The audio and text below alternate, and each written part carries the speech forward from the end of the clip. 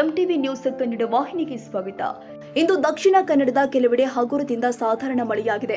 ಕಳೆದ 4-5 ದಿನದಿಂದ ಬಂಗಾಳ ಉಪಸಾಗರದಲ್ಲಿ ವಾಯುಭಾರ ಕುಸಿತವಾದುದರಿಂದ ಮೋಡ ಕವಿದ ವಾತಾವರಣ ಇರಲಿದೆ. ಹೀಗಾಗಿ ದಕ್ಷಿಣ ಒಳನಾಡಿನ ಬಹುತೇಕ ಎಲ್ಲ ಜಿಲ್ಲೆಗಳಲ್ಲಿ ಗರಿಷ್ಠ ತಾಪಮಾನ ಇಳಿಕೆಯಾಗಿದೆ.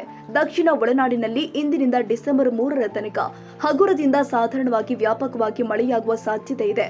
ಬೆಂಗಳೂರಲ್ಲಿ ಮುಂದಿನ 3 ದಿನ ಕನಿಷ್ಠ ಉಷ್ಣಾಂಶ ಸುಮಾರು 19 ರಿಂದ ಗರಿಷ್ಠ 23 ಡಿಗ್ರಿ ಇರುವ ಸಾಧ್ಯತೆ ಇದ್ದು, ನಗರದಲ್ಲಿ ಹಗುರದಿಂದ ಸಾಧಾರಣ ಮಳೆಯಾಗಲಿದೆ ಎಂದು ಹವಾಮಾನ ತಜ್ಞ ಸಿಎಸ್ ಪಾಟೀಲ್ ಹೇಳಿಕೆ ಕೊಟ್ಟಿದ್ದಾರೆ. ಇಂದು ದಕ್ಷಿಣ ಒಳನಾಡಿನಲ್ಲಿ ಕೆಲವು ಕಡೆ ಹಗುರವಾಗಿ ಮಳೆಯಾಗಿದ್ದು, ಪ್ರಮುಖವಾಗಿ ಕೋಲಾರ ಹಾಗೂ ಚಾಮರಾಜನಗರ ಜಿಲ್ಲೆಯಲ್ಲಿ ತಲಾ 1 ಸೆಂಟಿಮೀಟರ್ ಮಳೆಯಾಗಿದೆ.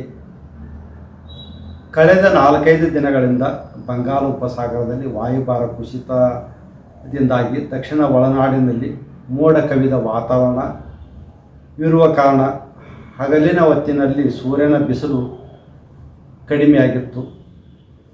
ಇದರ ಹಿನ್ನೆಲೆಯಲ್ಲಿ ದಕ್ಷಿಣ ಒಳನಾಡಿನ ಬಹುತೇಕ ಎಲ್ಲ ಜಿಲ್ಲೆಗಳಲ್ಲಿ ಗರಿಷ್ಠ ತಾಪಮಾನ ಇಳಿಕೆಯಾಗಿದೆ.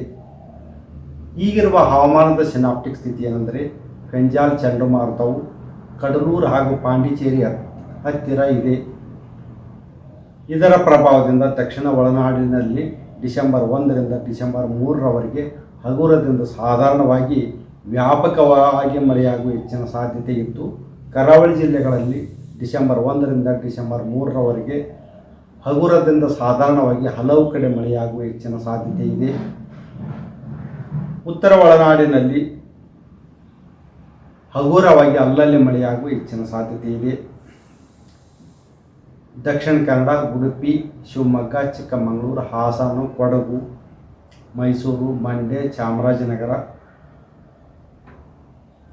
ಕೋಲಾರ ಜಿಲ್ಲೆಗಳ ಕೆಲವು ಕಡೆ ಭಾರೀ ಮಳೆಯಾಗುವ ಸಾಧ್ಯತೆ ಇದ್ದು, ಡಿಸೆಂಬರ್ 2 ಹಾಗೂ 3ರಂದು ಯೆಲ್ಲೋ ಅಲರ್ಟನ್ನು ಘೋಷಿಸಲಾಗಿದೆ.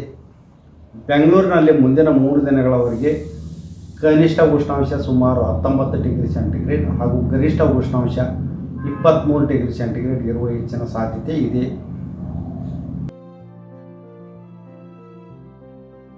ತಾಜಾ ಸುದ್ದಿಗಾಗಿ ಎಂಟಿವಿ ನ್ಯೂಸ್ 24x7ಗೆ ಸಬ್ಸ್ಕ್ರೈಬ್ ಮಾಡಿ ಮತ್ತು ಬೆಲ್ ಐಕಾನ್ ಅನ್ನು ಒತ್ತಿ. ತಪ್ಪದೇ ಲಿಂಕ್ ಶೇರ್ ಮಾಡಿ.